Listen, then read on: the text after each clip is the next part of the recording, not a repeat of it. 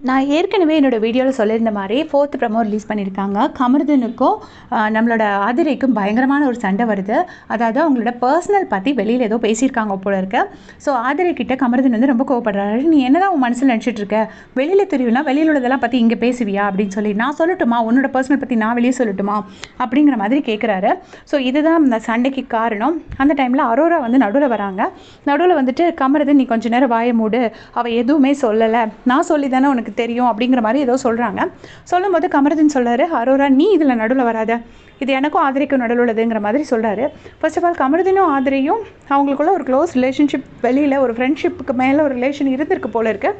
So அவர் அந்த ஸ்டோரியில் சொல்கிறது பார்த்தா அப்படி தான் தெரியுது. நமக்கு அது ஃப்ரெண்ட்ஷிப்பாக இல்லை அவங்க என்ன அப்படிங்கிறது நமக்கு தெரியாது. ஸோ அந்த மாதிரி ஒரு ரிலேஷன்ஷிப் இருந்திருக்கு. 2 பேருக்கும் பயங்கரமான ஒரு கசப்பான அனுபவம் வந்து தான் 2 பேர் பிரிஞ்சிருக்காங்க. ஸோ அதனால தான் இங்கே அது வந்து தொடர்ந்துக்கிட்டே இருக்குது.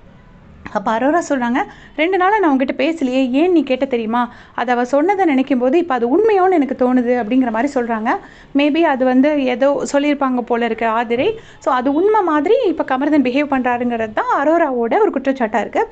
ஸோ இதுக்கப்புறம் தான் விஜய் சேதுபதி சார் பயங்கரமான ஒரு வார்னிங் கொடுத்துருக்காரு. பட் அதை நமக்கு டெலிகாஸ்ட் பண்ண மாட்டாங்க, வெளியில் உள்ளதெல்லாம் இங்கே கொண்டு வராதிங்க அப்படிங்கிற மாதிரி ஒரு வார்னிங் கொடுத்துருக்காங்க போல இருக்குது. ஸோ இது வந்து அங்கே போனவங்க சொன்னது, அந்த இன்ஃபர்மேஷனை தான் நான் உங்கள் கூட ஷேர் பண்ணியிருந்தேன்.